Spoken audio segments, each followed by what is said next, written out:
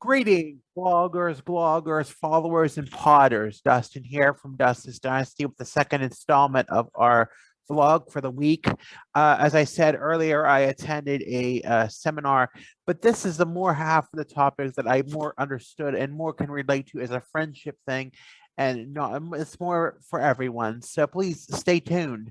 I first want to mention that my T-shirt is from hashtag Autism in Action was a benefit for a fundraiser supporting the building of a 21 plus facility for autistic adults in New Jersey for the Monmouth Ocean Foundation, and was a fundraiser created by Eileen Mama Fry Shakely.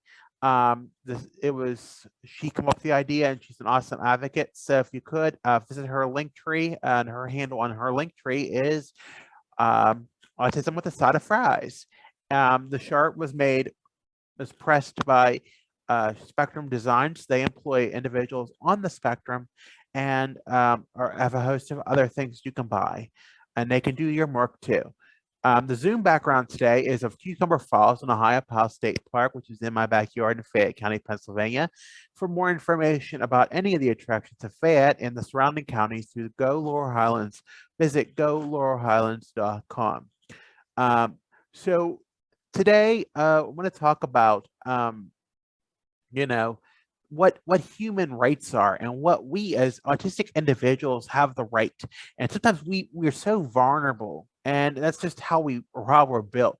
We long for a friend, we long for somebody to be there for us and support us other than a family member, that we often long and want somebody to just be there for us and understand. But when the relationship becomes unhealthy or it becomes toxic for you, then you have to learn that it's time to back away. And today I got to I got to attend the webinar through the Philly Autism Project on Zoom, and that was a lot of what the advocates had said. That sometimes you have to know when your signals come up in your mind to say, this is too much for me, or you get that shrug when that text sounds, or whatever that may be. You have to learn when to let things go, and sometimes letting go of things can be a hard thing to do. Let's admit it can be a very hard thing to do. But with that in mind, you have to know what your rights are as a human being, as any human being, not just as an autistic person. Neurotypicals ironically have the same and I believe have the same rights as us autistic people, and that doesn't mean we're any different. But we should always be stronger than our other person and always respect everybody's rights, both the partner and or the friend, or whatever the case may be, or of yourself. But you must also remember that every person uh, regardless of their disability or any other condition, has their human right to be treated with dignity and respect. And that includes, you have to understand it. Everybody, including autistics, are different people. We're none of two of us are the same. As much as people want to think, we relate in some many ways to some. And there was a lot of things today in the webinar that I did, in the panel discussion, I did relate to, but that doesn't mean I'm the same or enjoy the same things as them. Also, you must understand that we all have our challenges and our own ways that we learn. And that's one thing that's same for autistics and neurotypicals. We can both learn and have our challenges in different ways. But we must show compassion and kindness, because we don't know what walk of life everybody came from, regardless of what they believe in, or what walk of life they choose. That is their business, and it must be respected. Life is always challenging for autistics. That could be nothing further from the truth. That could be the truth, because life is challenging. Just getting through a day is challenging sometimes, especially when it starts out rough. It can be definitely a challenge. And you must always value others' beliefs. Even though you may not agree with them, you should value them, because it makes the individual whose beliefs that you may not value, makes them feel important, and they don't want to feel discouraged or upset. Autistics, along with their neurotypical peers, also have the right to privacy, and that should be offered to everyone, regardless of what the other party wants to believe. Or, everybody has the right to have their own space and their own time. As such, everybody deserves as much as they can to have a safe space where they need to be, because all autistics especially need a safe space, and just to deregulate or do whatever it is to be that makes them, feel they have their free time, because it can be a bottled up bottle, and when you have to release those environs and those energies, it can be difficult. We also, as autistics, have the right to be safe. We should not be experience harm in any way. So if you ever feel anything's uneasy, you should get away from it. You should never feel harm. You should never experience any of these things: physical abuse, verbal, neglect, or excessive force. If you have experienced any of those things, that is definitely a red flag for you. Now I want to switch gears and talk about consent, because they sort of go hand in hand. If you're letting this person, because you're feeling so vulnerable and you're feeling so needy sometimes, and sometimes they are feeling so needy, and they play the guilty card on you, or they play the guilt trip, and they want you to feel as if you need each other, and that it's whatever consent that may be. But when you give consent, you are giving her permission that something to happen, or agree to do something. And it can become in a verbal and a nonverbal cue. Sometimes nonverbal cues are hard to understand for autistics, and I am one of those, because I don't understand every cue. I don't understand, the politics in a workplace, for example. I don't understand the politics in relationships where people don't understand things. But we must understand that while that is the case of these cues coming across, they must be clear, specific, and ongoing in any kind of relationship or even friendship. The key to consent is being open with your communication. Be very precise, be very open. One example of that is a BDSM relationship, and that's in the rainbow in the LGBT plus community.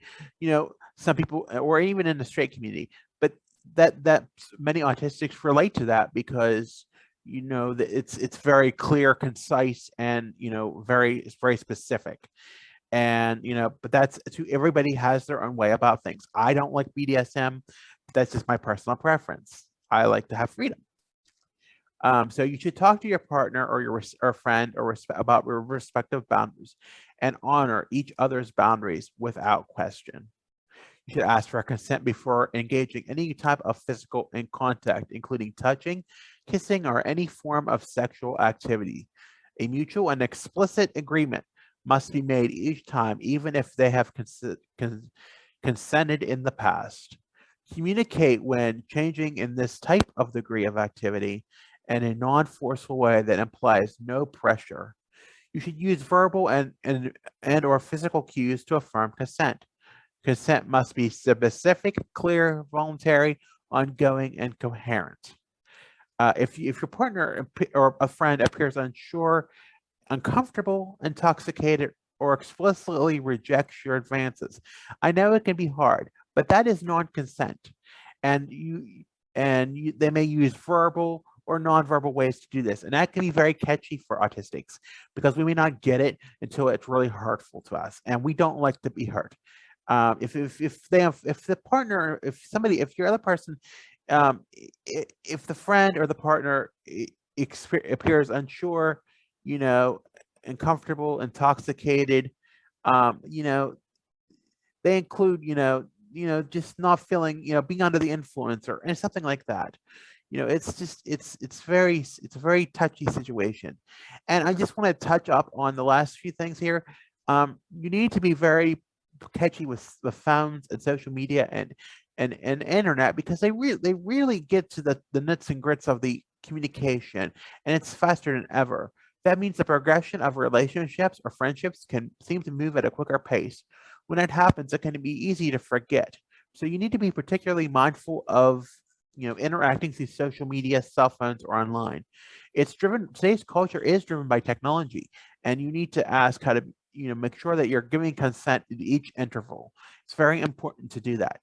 So going to these workshops today, this combined workshop was very insightful for me, because it taught me a lot of things about myself, and that I am a human being, and that I have rights just as much as any autistic or any neurotypical individual, and that I must honor those for myself and not let my guard down and not let let me express my individuality without having to give up my vulnerability and the ability to just accept the first thing that comes off the block.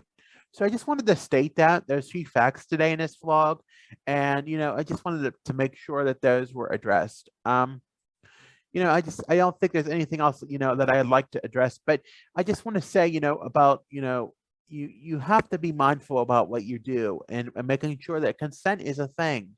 And all same with human rights, you have the right, so you must I know it's hard to be assertive and aggressive, not regressive sometimes, and assertive can sometimes lean into aggressiveness, but you have to stand and put your foot down sometimes and say, hey, this is what I want. And it may not seem fair to the other party. It may seem hard, and it's okay to somebody say no, even if they said yes in the past.